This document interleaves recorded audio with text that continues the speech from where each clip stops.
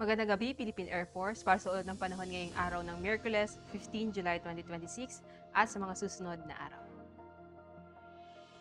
Para sa ating synoptic situation, southwest monsoon o habagat ang patuloy na nakakaapekto o umiiral na weather system dito sa extreme northern Luzon, na magdudulot ng bagyang maulap hanggang sa maulap na kalangitan na may mga pulupulong pag-ulan, pagkidlat o pagkulog, particular na dito nga sa may Ilocos Norte, Batanes at Babuyan Island. Samantala ang Metro Manila at ang natitirang bahagi ng ating bansa ay makakaranas ng bagyang maulap hanggang sa maulap na kalangitan na may mga pulupulong pag-ulan, pagkidlat o pagkulog, dulot naman ng localized thunderstorm.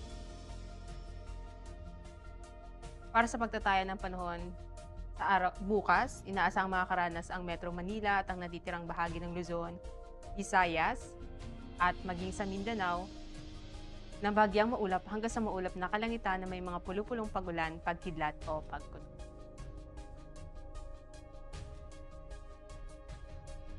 Para sa pagtataya ng panahon sa mga susunod na araw, simulang Biyernes hanggang Sabado, inaasang makakaranas ng bagyang maulap hanggang sa maulap na kalangitan na may mga pulupulong pag-ulan, pagkidlat o pagkulog. Samantalang sa araw naman ng Linggo, ang Metro Manila ay makakaranas ng maulap na kalangitan na may mga kalat-kalat na pag-ulan, pagkidlat at pagkulog. Gayun rin ang mararanasan dito sa Cavite, Lipa at Angeles. Samantalang ang Puerto Princesa, Calayan Island, Mactan, Zamboanga at Davao, sa susunod na 3 araw ito'y makakaranas ng bagyang maulap hanggang sa maulap na kalangitan na may mga pulupulong pag-ulan, pagkidlat o pagkulog.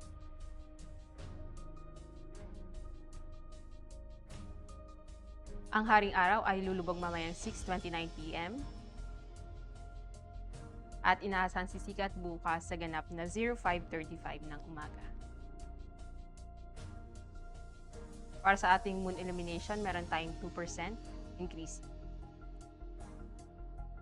Para manatiling updated sa lagayatean ng panahon, i-follow lamang Air Force Weather Center sa aming mga official social media accounts.